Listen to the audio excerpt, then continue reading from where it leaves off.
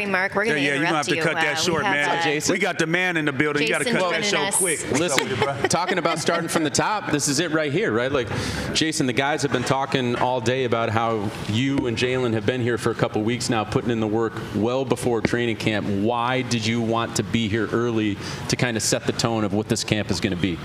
I think it's important, right? You know, what we're trying to accomplish. And we play a team sport, right? You want everybody to be on the same page. And, you know, it's a lot of guys that were here a month and a half, 2 months ago, right? And all the younger guys. So, you know, I was eager to come back, eager to, you know, be around the guys. We got a lot of new coaches.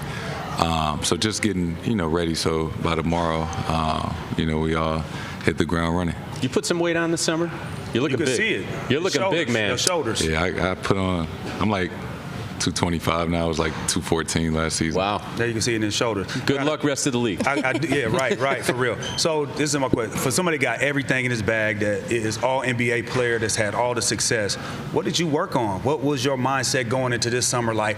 What areas were you saying, I have to get better in these areas? Because, I mean, to me, you look at your Madden rating, your 2K rating, to me, you probably got A+ everywhere, right? So what was it that you was like, I specifically got to work on this because I feel that's a kind of a weak spot in my game?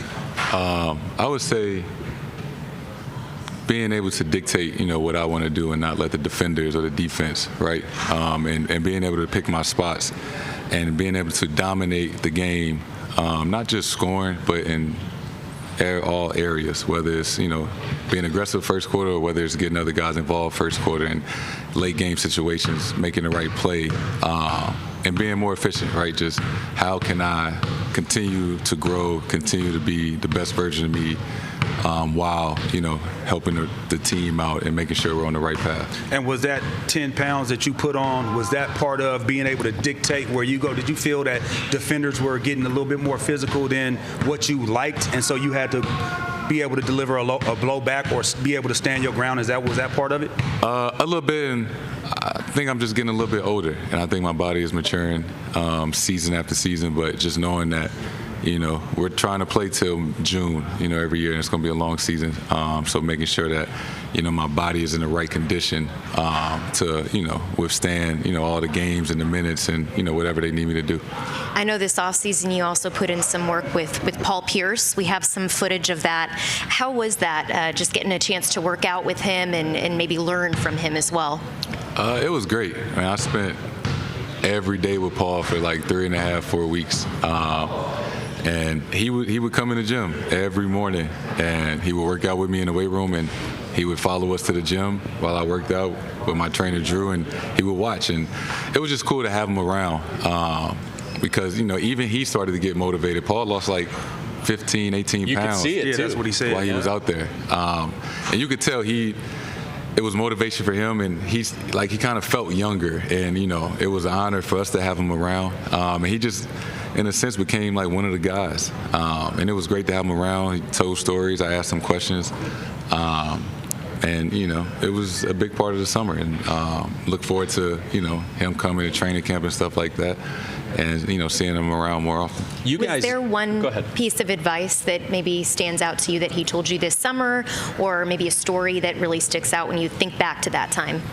I think just, you know, all the little things that he took away from his championship team in 08, and just, you know, how close you have to be as a unit, and, you know, how you need other guys to feel right, you know, important, and which they are, but just how you need everybody on the team, you know, to help win a championship. Because one series, you know, somebody might be the X factor that's, you know, different from the next series, but, you know, they all add up. And just all the stories that he was telling me, and you know, every team meeting and things they did off the court as a group, and just things that made that 08 team so special. So we're about 5 minutes in right now. We haven't even mentioned the two gigantic moves that the team made during the offseason, one of which was yesterday, bringing in Jrue Holiday, the other back in June, bringing in Kristaps Porzingis. Reaction, first and foremost, to the trade yesterday. Obviously, you got to lose a couple of your close buddies. You posted about that on Instagram, but the guy that you're bringing in, how do you think that he affects your team and your guys' ability to get over that hump and win this year? No, I mean, Drew's a great player, great person. I had the privilege of been on the same team with the Olympic team 2 years ago. We won a gold medal. Obviously, he's won a championship, and he's, as respected as anybody in this league. It's just how he carries himself, how he plays on both ends of the ball. So very fortunate and lucky to have him. But on the same side, right, I spent 5 or 6 years with Rob. That's somebody I was really, really close with. Somebody that was a big part of the success that we had as an organization over the last couple of years. So to see him get traded, right, is tough. Right? It's somebody you grow, build a relationship with. And, things happen fast, right? Nobody saw that coming. Yep. And so, you feel for that. As well as Malcolm. He was only here for a year, but, right, it was a great season that we all had last year. Somebody that I really respect, and he was a true professional. So it's always great gaining new teammates, talented guys, but it's always tough, seeing your friends, transition to another team. And that same thing happened with the Porzingis trade. Obviously, you got to say goodbye to Marcus Smart, but you do bring in a 7'3" guy who can score on the perimeter, post up, run pick and rolls with you. How do you see him affecting what you and Jalen are doing on a daily basis, and what does that open up that you might not have had the past couple years? Yeah, I think he just adds another dynamic of versatility, right? As tall as he is, he can stretch the floor.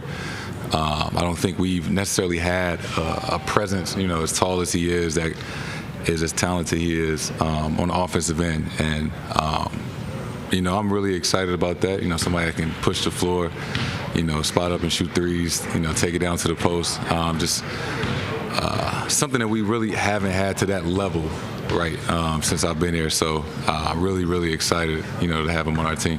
I want to go back to something you were saying about what Paul told you about the 08 team is, everybody, you're going to need somebody. It's somebody every time, right? For example, in Game 4, the finals, right, I hadn't played that much. Sam was having a problem. Kobe was guarding Sam. Kobe was guarding Rondo. They put me in the game, and I go. So that was one of my games. We come back from 24, so I had to be ready. But it all stems from our very first training camp practice we had. Our second unit kicked the first unit's ass, and we came in talking. And so that next two practices, they tore our ass up. And so that's the type of connection that I feel like this team has to have. You have to set that tone of, like, if y'all tear them up, come in there, oh man, where y'all at? I don't even see y'all. Well, y'all supposed to be, I thought y'all best second unit y'all supposed to be the best second unit in the league. I don't see, but it's all right. In competition banter. For sure. And then next thing you know, now y'all, every practice is a grind. And if we grind against each other like that, we go see these cats, our second unit is probably run through half of the first units. You know what I mean? So to me, I'm excited for that reason, because there is depth here. Mm-hmm. We talked about Porzingis. He adds a post-up presence, pick and roll presence. He's going to be down there. He's going to have to up his rebounds a little bit. But the versatility that you guys have on the defensive end, I'm talking about from Peyton Pritchard, Derek, Jrue, you, and also JB. It's going to be tough for guys to get to the basket. Yeah. It's going to be really tough. And are you planning on trying to go to be an all-NBA defensive team player? Yeah, so that was, I did an interview this summer, and they asked me what my goal was. Obviously, to win a championship is always first and foremost, but I would love to make one of those all-defensive teams with one of my teammates. That's something that, I would really be proud of, and it's a group effort, but that's something I really, really want to hang my hat on this season. Last season, it's not as if Joe came into camp and was like, offense before defense, but he certainly put more of an emphasis on the offense, and you guys trying to play fast and really spread it around on the perimeter. But this season, it really sounds like you guys are back to saying it's defense or nothing. Like, that's where it all starts. Why is that so important to what you guys do want to accomplish fast forward into June? Yeah. To be honest, I don't want to sacrifice either. I want to be the best offensive team. I want to be the best defensive team, because we have that much talent. We have the group that is willing and capable to make the sacrifices to do that. It's going to be tough. It's not easy. It's a talented league, but to get to where we're trying to get to, especially in the playoffs, that late in the season, we got to hang our hat on defense. We got to get stops, because some nights, the shots that go in is not always going to go in, right? We're going to have some off-shooter nights, but we got to rely on defense to get stops. And, we got to be able to win games when offense is not clicking that night. And I think that's a true test of a really, really good team. Do you feel it? Or do you feel it right now? Like the energy, the anticipation, the excitement that when the window's open, it ain't open that long. You know what I mean? So I feel it. I'm over here excited. Like, I want to suit up if I could, you know what I mean, to get out there and give y'all a couple threes. But really, like, it's I feel it. Yeah. So do you feel it? Like, you the main guy. So if you got to feel it, and then everybody else going to feel it. How are you feeling right now about this season? No, I'm excited. I mean, it's a great day. Take all these pictures, but I'm ready for tomorrow. You want to see the ball bounce. I'm ready for tomorrow. I'm ready to get out there and compete with guys. Mm-hmm. Like you said, it starts on day one. And we got some new faces and new group. So I'm ready to get that rolling. I'm ready to, build some camaraderie and some chemistry, compete, get after each other, because it goes by fast. Like, this is my 7th year in the league coming up. And I'm trying, you don't want to take any years for granted because they go by fast. So enjoy each and every day. Don't take it for granted. And just get ready for the season. How Deuce doing, man? He doing good. He in kindergarten now, so he a big boy. He'll be 6 in December, so that's flying too. Really quickly before we do let you leave, I mean, you hung out with Kevin Hart this offseason. I mean, was that really Deuce's jersey that you gave him? Because I think that would probably fit me or probably be too big on me if I tried to put that on. No, so that... Here we go. That fired it up. That was not his actual jersey. Look at his face, though. But it got some good feedback. Yeah, no, I loved that. I loved that. It was funny. I believed it.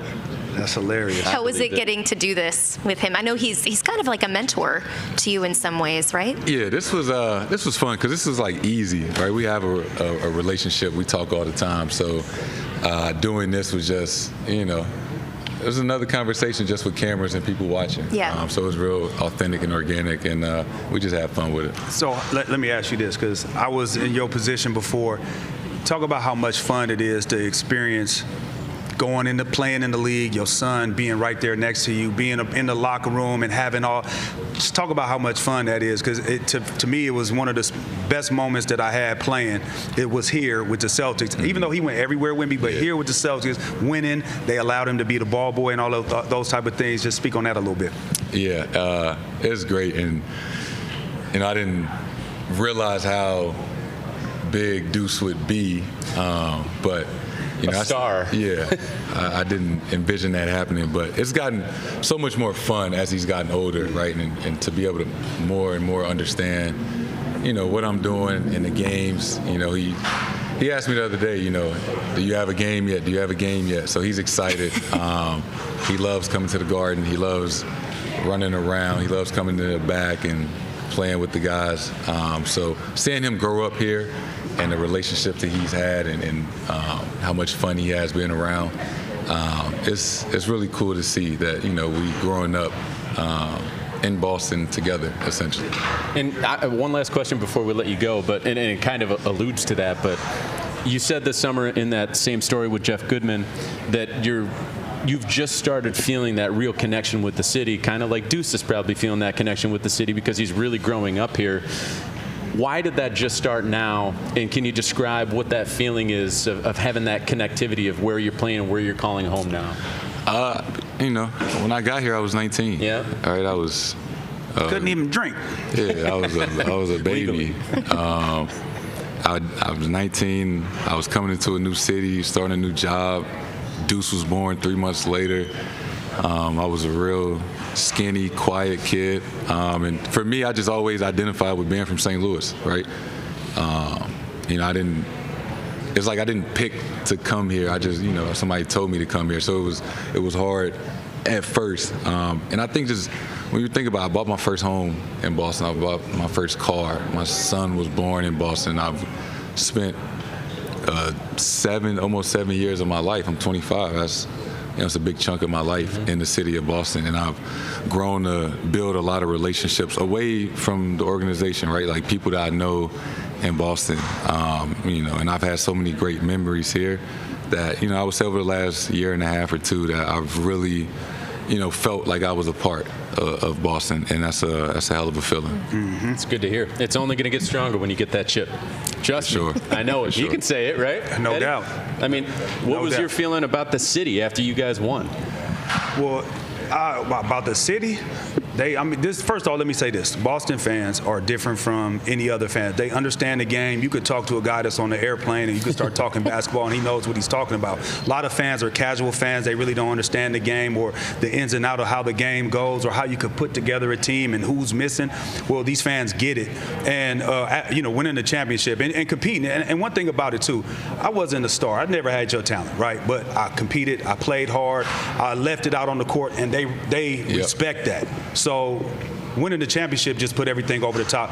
When you guys are playing and we're working at the Garden, I go through it's man, lights, camera, action. They taking pictures. They want, it's love, and it's genuine love from the fans. So it is something that's extremely special. It's different from other cities. I played in a lot of other cities, but by far Boston has been the best. For sure. We can't wait to see if you guys hang that banner this season. I know that's the goal, and it all starts tomorrow, man. What are you most looking forward to for practice number 1? I mean, just to get out there, right?